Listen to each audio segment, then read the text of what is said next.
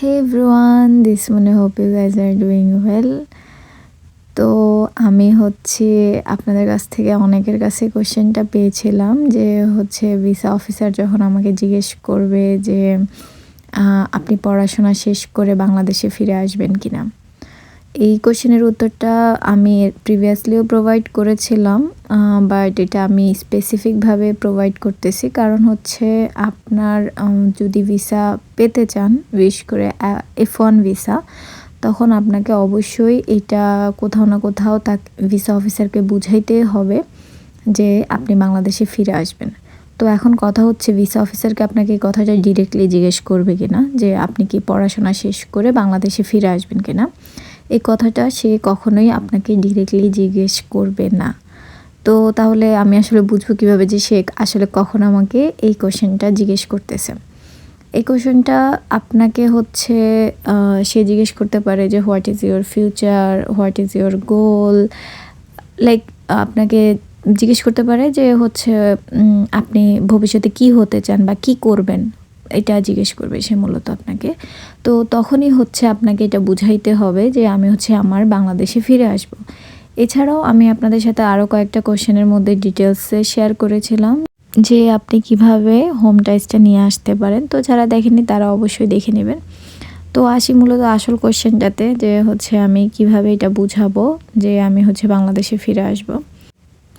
এই কোশ্চেনের অ্যান্সারটা দেওয়ার সময় আপনাকে মাথায় রাখতে হবে আপনার দেশে অবশ্যই কোনো না কোনো ডিপেন্ডেন্সিস আছে যেটা আপনাকে পড়াশোনা শেষ করে বাংলাদেশে এসে ফুলফিল করতে হবে।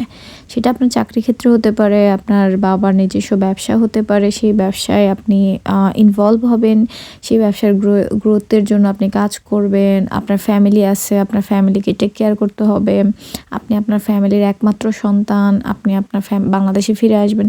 সো আমাদের দেশের জন্য এই পার্সপেক্টিভটা একদম নর্মাল যে আপনি বাংলাদেশে ফিরে আসবেন, আপনার ফ্যামিলির টেক কেয়ার করবেন। এর কারণ আমাদের দেশের কালচারালটা এরকম, এবং ওরা এই জিনিসটা জানে, ওদের দেশের কালচার একরকম, আমাদের দেশের কালচার আরেক রকম। সো আপনাকে যেভাবেই হোক ওকে এটা বুঝাইতে হবে আই হ্যাভ ডিপেন্ডেন্সিস, আমাকে বাংলাদেশে ব্যাক করেই আসতে হবে। ধরেন আপনি এখন আপনার ফ্যামিলি, বউ বাচ্চা ফেলে আপনি বাংলাদেশে যাচ্ছেন, তো তখন আপনি বুঝাবেন যে আমার ফ্যামিলি পার্সন সবাই এখানে, আমি আমার স্টাডিটা শেষ করে এখানে চলে আসব।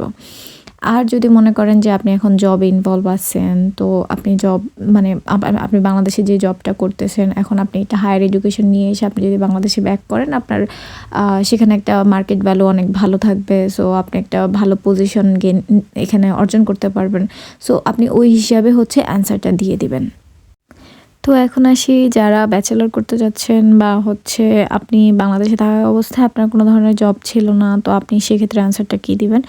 আপনি এক্ষেত্রে বলতে পারেন যে আমার বাংলাদেশে এই জবটার ডিমান্ডটা অনেক বেশি, এবং আমি এই জবটাতে বাংলাদেশে যদি আসি এবং এই জবটা নিই, আমার অনেক একটা ভ্যালুয়েবল ইম্প্যাক্ট পড়বে, এবং আমি ভালো একটা পজিশন গেইন করতে পারবো, এবং আমার ক্যারিয়ার ইন্টারেস্ট এই ফিল্ডটাতে আছে।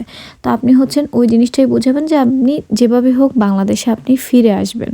এর কারণ কি যে আপনি যদি ওকে জিনিসটা না বুঝান, ও যদি কোনোভাবে বুঝতে পারে যে আপনি USA থেকে যাবেন, তাহলে আপনাকে ভিসাটা না দেওয়ার পসিবিলিটিটা অনেক বেশি থাকে আর কি।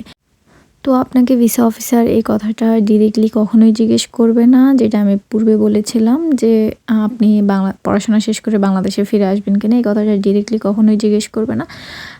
যেমন আমার নিজের কোশ্চেনের ক্ষেত্রে সে আমাকে আমার ফিউচার গোল কি এই কথাটা আমাকে জিজ্ঞেস করে নাই, তারপরেও আমি তাকে আমার অন্যান্য অ্যান্সারগুলোর মধ্যে বোঝানোর চেষ্টা করছি যে আমি ফিরে আসবো বাংলাদেশে, বিশেষ করে যে আমার হাজব্যান্ড কেন আমার সাথে USA যাচ্ছে না, এই কোশ্চেনের অ্যান্সারের মধ্যে আমি তাকে বুঝাইছিলাম।